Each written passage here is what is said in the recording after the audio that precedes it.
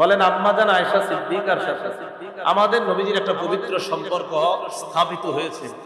এই পবিত্র সম্পর্কটা যে হয়েছে যে বিধানের মাধ্যমে, এটার নাম কি? বিবাহ। তিরমিজি শরীফের 1080 নাম্বার হাদিসের বর্ণনা।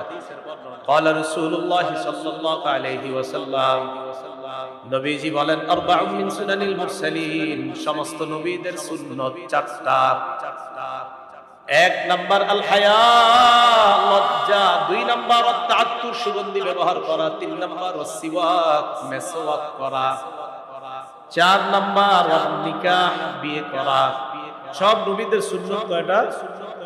এক নাম্বার লজ্জা, দুই নাম্বার সুগন্ধি ব্যবহার করা, তিন নাম্বার মেসওয়াক করা, চার নাম্বার বিয়ে করা। বলেন তো সবাই, সব নবীদের সুন্নাত কয়টা?